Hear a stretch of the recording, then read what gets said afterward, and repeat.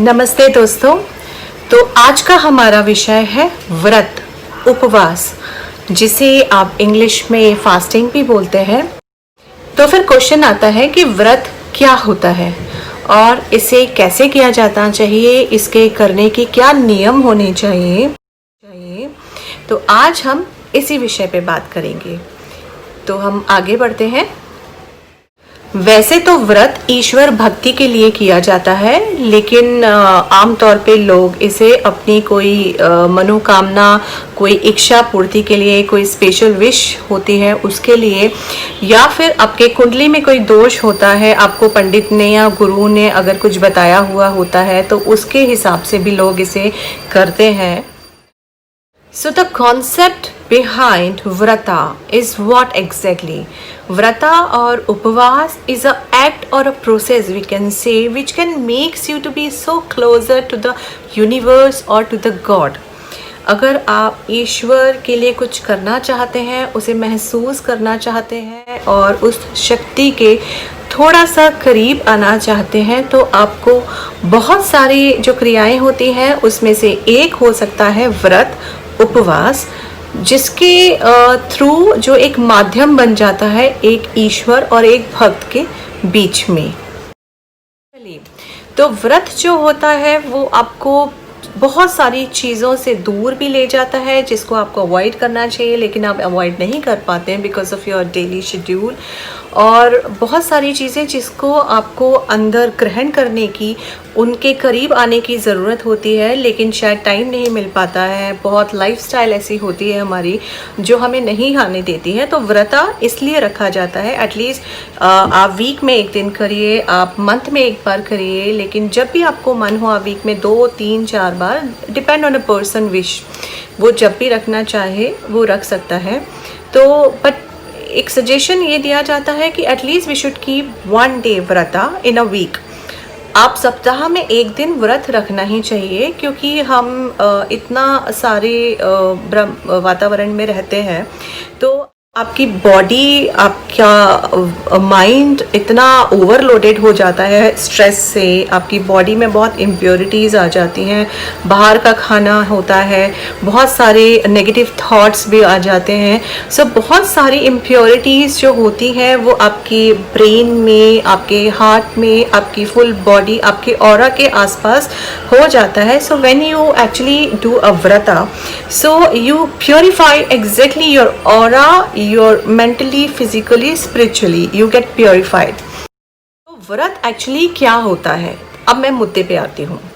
व्रत करने का मतलब होता है कि जो हमारी इंद्रियां हैं उस पे हम कंट्रोल करने की कोशिश करें। एक दिन जब भी आपका व्रत हो, वो हमारी इंद्रियां क्या होती हैं? हमारी 5 होती हैं ज्ञान इंद्रियां और 5 होती हैं हमारी कर्म इंद्रियां। मेन 10 जो होती हैं ये मेन इंद्रियां होती हैं, और उसके बाद 11वां बोलिए या 12वां बोलिए, वो होती है आपका मन, चित्त, वो होता है। तो आपकी 5 ज्ञान इंद्रियां क्या होती हैं, पहले मैं वो आपको बता देती हूँ। पहली इंद्रिय आपकी होती है, जैसे आपकी आँखें हो गई, आपकी नोज़ हो गई, आपकी टंग हो गई और आपके ईयर्स हो गए, एंड देन स्किन। ये आपकी 5 जो होती हैं ये ज्ञान इंद्रियां होती हैं। These are the 5 senses. और 5 होती हैं आपकी कर्म इंद्रियां। कर्म इंद्रियां वो होती हैं जिसके थ्रू आप कर्म करते हैं। वो होते हैं आपके हाथ, आपके पैर और माउथ। और 2 आपकी इंद्रियां होती हैं which is your private part to take it out your all impurities out. तो आपकी ये 5 ज्ञान इंद्रियां हो गई, 5 आपकी कर्म इंद्रियां हो गई, और सबसे मेन होता है, इन सबसे ऊपर होता है आपका ब्रेन, आपका मन, चित्त, बुद्धि। तो ये 11-12 जो मैंने आपको बताया है ये है अकॉर्डिंग टू हिंदुज़म। उसके अलावा आप जैनिज़्म में या बुद्धिज़्म में है, they have been defined more like 22 something. तो लेकिन बेसिक यही है। तो कॉन्सेप्ट ये होता है कि जो आपकी इंद्रियां हैं, इनको आप जिस दिन आपका व्रत हो, आप उस दिन इन्हें कंट्रोल करने की कोशिश करें। लाइक अपनी आँखों से आप उस दिन वही चीज़ देखें जो आपको देखनी चाहिए, जो अच्छी हो। आप कुछ बुरा ना देखें, आप कुछ बुरा उस दिन मुंह से ना निकालें, आप कुछ बुरा ना सुने, ऐसी जगह ना जाए जहाँ दुर्गंध आती हो, और अपने आपको थोड़ा ख़राब चीज़ों से स्पर्श ना कराए। जैसे नॉनवेज हो गया, मरे हुए चीज़ें हो गई, आप उनको थोड़ा सा दूर रखें, ऐसी जगह ना जाएं। और कर्म इंद्रियों के भी थ्रू अपने हाथ पैर, अपने प्राइवेट पार्ट्स या अपने माउथ से भी आप ऐसा कोई कर्म उस दिन ना करें जो आपको नहीं करना चाहिए। अब अगर मैं बात करूं कि most of the time in India अगर आप लोग व्रत करते हैं तो लोग बोलते हैं बस हमें ये खाना चाहिए, हमें ये नहीं खाना चाहिए, हमें ये स्पेसिफिक चीज़ें होती हैं जो खाना चाहिए, ये चीज़ें हमें नहीं खाना चाहिए। और जब व्रत होता है तो मैंने देखा है बहुत सारे घरों में बहुत सारे पकवान बनाए जाते हैं स्पेसिफिकली जब व्रत होता है, एक बड़ी फैमिली या छोटे में। तो पूड़ियाँ भी बनाते हैं, साबूदाने की खिचड़ी भी बनाते हैं, साबूदाने के वड़े भी बनाए जाते हैं, और चिप्स भी है, खीर है, हलवा है, इतना सारा हैवी खाना बनाया जाता है जिस दिन उनका व्रत होता है, और बोलते हैं आज व्रत का खाना बना हुआ है। लेकिन अगर कोशिश करिए कि आप अगर बिना फलाहार के भी रहें, थोड़ा सा कंट्रोल करें, अपनी बॉडी को उस दिन थोड़ा रिलैक्स दें, कुछ ना ही खाएं, अगर पानी पे रहें तो ज़्यादा अच्छा है। आप एक बार फलाहार कर सकते हैं, आपको अगर भूखे ज़्यादा नहीं रह सकते हैं तो आप 2 बार फलाहार कर सकते हैं।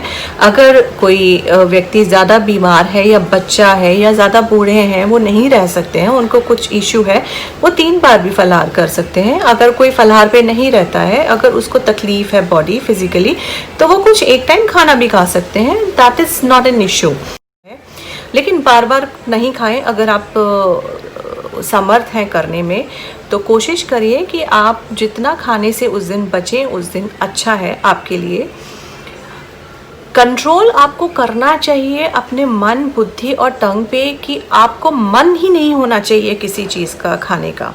अगर आपके सामने पकवानों से भरी हुई थाली भी परोसी जाए तो आपको उस चीज़ को खाने का इतना कंट्रोल होना चाहिए कि आपकी इंद्रियां इतनी कंट्रोल है कि आपका मन ही नहीं होना चाहिए कि नहीं मुझे नहीं खाना, मुझे मन ही नहीं है खाने का। वो चीज़ होती है कि आप अपने ऊपर कंट्रोल कर पाओ, क्योंकि ये मनुष्य का जो व्यक्तित्व होता है वो बहुत ही डिफ़िकल्ट होता है कंट्रोल कर पाना अपने ब्रेन पर, मन पर, बुद्धि पर। अगर आप इसको छूट दे देंगे अपने दिमाग को तो ये ऐसा घोड़ा होता है कि इसको कंट्रोल करना बहुत मुश्किल हो जाता है, बहुत ही मुश्किल हो जाता है। सो यहाँ अब मैं एक चीज़ और मेंशन करना चाहती हूँ which is very important. I think some of the people will not like my comment on this. जैसे कि कुछ व्रत होते हैं, स्पेसिफिकली अगर मैं नाम लूँ तो करवा चौथ का जब व्रत आता है तो I have seen like some people are having a culture to have some very heavy food in the morning, early in the morning. सुबह सुबह वो खाने बैठ जाते हैं और इतना भर भर के रख के वो खाने बैठ जाते हैं just because they have a thought process they are gonna be fasting. में जब एक्चुअली आपका जिस दिन व्रत हो, आपको उसके एक रात पहले से ही आपको खाना बंद कर देना चाहिए लॉजिकली। अगर आपको ज़्यादा लेट नाइट भी खाना नहीं करना चाहिए, और स्पेसिफिकली अगर रात के 12 बजे के बाद तो आपको खाना खाना ही नहीं चाहिए। वो व्रत करने का कोई मीनिंग, कोई औचित्य नहीं हो पाता है अगर आप दिन भर इसी सोच के साथ में रहते हो कि मैं भूखी हूँ और मुझे बहुत भूख लगेगी और मुझे पूरे दिन भूखे रहना है, और आपका दिमाग 24 घंटे सिर्फ खाने में लगा हुआ है और आप टाइम काउंट कर रहे हो कि मेरा व्रत कब खुलेगा और मैं कब खाना खाऊंगी। तो मुझे तो मालूम नहीं है कि ये चीज़ें कहाँ से आई हैं और किसने इस ट्रेडिशन को चलाया हुआ है, बट डेफिनेटली ये हिंदू धर्म से तो नहीं आया हुआ है। Most probably people are so influence from TV है, आपकी मूवीज़ हैं जिसमें इतना गलत दिखाया जाता है और आपके ट्रेडिशन की धज्जियाँ उड़ाई जाती हैं। बहुत सारी चीज़ें लोगों को गलत दिखाया जाता है और जो नई पीढ़ी होती है उनको इतना ज़्यादा कुछ नॉलेज नहीं होती है और वो उसी को फॉलो करना शुरू हो जाता है और वो एक टाइम पे ट्रेडिशन बन जाता है। अब मैं आपको व्रत के फ़ायदे बताती हूँ कि व्रत बहुत ही साइंटिफिक वे है टू प्योरीफाई अवर बॉडी। कैसे है, इवन डॉक्टर्स भी, फिजिशियंस भी आपको बोलते हैं, डाइटिशियंस भी आपको बोलते हैं कि आपको एक दिन आपको फास्टिंग में जाइए। फास्टिंग में क्या होता है, जब आप एक दिन अपनी बॉडी को रिलैक्स देते हैं, मतलब आपकी बॉडी, आप दिन भर हमेशा खाते रहते हैं, जब आप काम करते हैं, घर पे हैं, ये खा रहे हैं, वो खा रहे हैं, घर के अंदर बाहर सब जगह आप जंक फूड खा रहे हैं या बस अपनी बॉडी में अंदर डालते जा रहे हैं, you are just intaking and dumping in your stomach. तो क्या होता है, आपकी बॉडी को भी एटलीस्ट एक दिन चाहिए होता है कि भाई मुझे भी अब रेस्ट चाहिए, आई एम टायर्ड। तो आप क्या करते हैं, जब आप फास्ट करते हैं तो आप अपनी बॉडी को एक दिन रिलैक्स देते हैं कि आपकी बॉडी उस दिन फ्री हो जाती है। और बॉडी जब फ्री हो जाती है तो बॉडी अपने उस सिस्टम पे ज़्यादा स्ट्रेस डालती है जहां उसको तकलीफ है। स्पेसिफिकली अगर मैं आपको एक एग्जांपल दूं कि वो लोग जिनको कैंसर होता है, अगर कैंसर के पेशेंट अगर फास्टिंग रखते हैं, अगर वीक में एक बार भी रखते हैं तो उनकी रिकवरी बहुत जल्दी होने लग जाती है। द रीज़न बिहाइंड दिस कि आपका इंटायर सिस्टम जो खाना डाइजेस्ट करने में ही लगा रहता है, उसकी एनर्जी सेव हो जाती है और वो एनर्जी जो सेव होती है वो आपकी रिपेयरिंग सिस्टम में लग जाती है, द सेम एनर्जी। सो आप अपनी बॉडी को, और जब आप फलाहार करते हो, आप जब फ्रूट्स लेते हो खाली, तो आप क्या करते हो, आपकी पूरी बॉडी जो होती है उसके टॉक्सिन्स बाहर निकल जाते हैं और आपकी बॉडी पूरी प्योरीफाई होने लग जाती है। तो जब आप वीक में एक दिन व्रत करते हैं तो आपकी बॉडी पूरी तरीके से फिट होने लग जाती है and when you gonna repeat it again and again तो आपकी बॉडी पूरी की पूरी हेल्थी एक वे में आने लग जाती है। तो इससे एक तो आप फिजिकली फिट होने लग जाते हैं, आपकी बीमारियां कम हो जाती हैं। सेकेंड चीज़, जब आप स्वास्थ्यिक फूड लेने लग जाते हैं, आप जब फलाहार करने लग जाते हैं तो आपका उसका इफ़ेक्ट डायरेक्टली आपके सोच पे पड़ता है। आपकी सोच में बहुत सारे चेंजेस आने लग जाते हैं, आपकी पॉजिटिव सोच थोड़ी बढ़ने लग जाती है। जो भी आपके अंदर जेलेसी है, आप सेटिस्फाइड नहीं हो लोगों से, आप भरोसा नहीं कर पाते हो लोगों पे, आपको बहुत तकलीफें हैं, स्ट्रेस है, वो बहुत कुछ चेंज होने लगता है एक दिन। और फिर स्पिरिचुअली आप ईश्वर के करीब आते हो। तो डेफिनेटली जब आप ईश्वर के करीब आओगे, कुछ अच्छा सोचोगे, कुछ अच्छा पढ़ोगे, भगवान का नाम लोगे, तो डेफिनेटली नेगेटिविटी आपसे थोड़ी सी दूर होने लग जाती है। बहुत सारी चीज़ें ऐसी हैं जो आपको व्रत में पालन करनी चाहिए। पहला तो ये है कि जिस दिन आपका व्रत हो, आपको सुबह जल्दी कोशिश करिए उठने की। आप उठें, सबसे पहले अपना जो डेली रूटीन का वर्क है वो करें आप अपना, और अपने आप को नीट एंड क्लीन रखें। सुबह नहा लीजिए, नहाने के बाद ही कोशिश कीजिए पानी वगैरह पीने की। कुछ भी अगर आपको लगता है कि आप नहीं रह पाते हैं तो वो ही कोशिश करिए, पर चाय कॉफ़ी ये सब अवॉइड करिए व्रत के टाइम पे। बार बार चाय कॉफ़ी पीना, ये सब चीज़ें अच्छी नहीं है। आप कोशिश करिए, आप अगर मंदिर जा सकते हैं तो बहुत अच्छी चीज़ है, आप मंदिर जाइए। अगर आप मंदिर नहीं जा सकते हैं तो एटलीस्ट अपने घर के मंदिर में ही अपने ईश्वर, अपने आराध्य जो भी आपके कुल देवी देवता है और जिन ईश्वर को आप मानते हैं और जिनके लिए आपने व्रत रखा है, और अगर आपने सिंपल ईश्वर के लिए व्रत रखा है विदाउट एनी स्पेसिफिक रीज़न, आप उनका ध्यान करिए, उनके सामने थोड़ा दिया लगाइए, थोड़ा बैठिए। मैं ये नहीं कहती कि आप ये पाठ करें, वो पाठ करें, वो आपकी श्रद्धा है, आपको करना ही चाहिए। लेकिन अगर नहीं भी हो सकता है तो एटलीस्ट आप दिया लगा के कुछ देर बैठिए अपने मंदिर के सामने एंड अपने आप को रिलैक्स छोड़ दीजिए। Try to make yourself as a zero. आप अपने आप को एकदम शून्य पर लेकर आ जाएं, without any thought, without any single thought. आप कोशिश करें ईश्वर के सामने थोड़ा टाइम बिताने की। अपने रोज़ के रूटीन, अपने वर्क प्रेशर, अपनी दुनियादारी से थोड़ा सा दूर होकर अपने आराध्य, अपने ईश्वर के सामने थोड़ा टाइम बिताने की कोशिश कीजिए। आप उनसे कनेक्ट करने की कोशिश कीजिए। आप पाठ करते हैं, बहुत अच्छी बात है, और उसके साथ में अगर आप माला करेंगे, जप करेंगे तो और भी बहुत अच्छी चीज़ है।